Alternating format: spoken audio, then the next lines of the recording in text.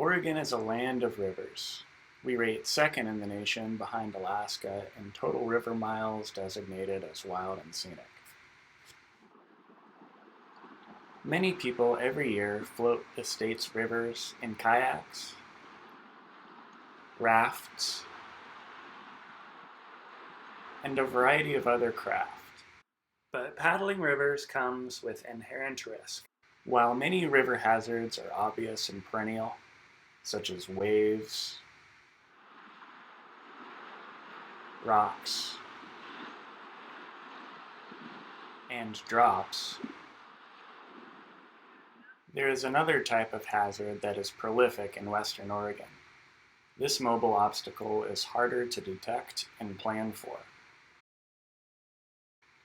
That hazard is woody debris, and given that the State Marine Board is charged with promoting the use and enjoyment of waters of the state for a variety of boating activities, they wanted to set up a system to collect data on where this woody debris was positioned on the rivers of the state and how it moved through river systems.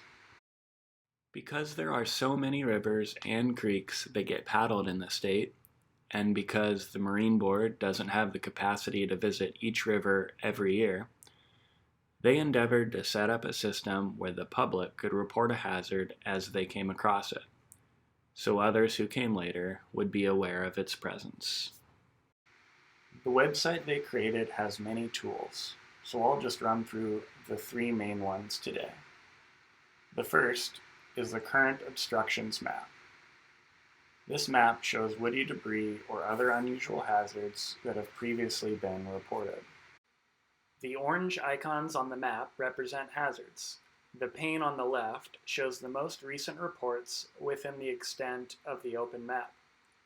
As I zoom in, you can see the pane on the left changes to only show relevant reports for the area you're zoomed into. When a hazard icon is clicked, a pop-up appears with the attached data. Here you can see the location, a description, type of risk, and a photo. Clicking on one of the photos expands it for a higher resolution view. Here we are looking at a log jam along the North Santiam River just below the Gates Bridge. To see other hazards along the North Santiam River, we could click on more orange icons, or scroll down the pane on the left to see hazards ordered by date reported. The pop-ups can also be accessed by clicking on the photo in the left-hand pane.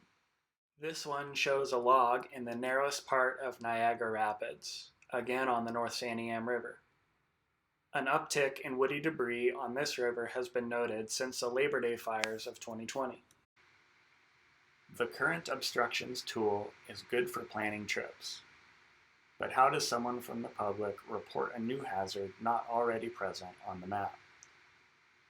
The answer to this is a survey using GIS tools that can be filled out by anyone with internet access. This survey is detailed and gives abundant information on where the hazard is, as well as how it can be dealt with. This survey allows anyone to return from a trip, locate where the hazard was on a map, and fill out the relevant information.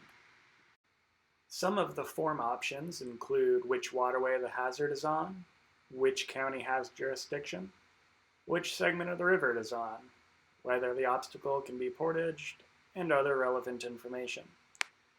The option to attach a photo is also given. When the survey is complete, it asks for an email address to allow for follow-up contact. Once the contact information is added, the form can be submitted.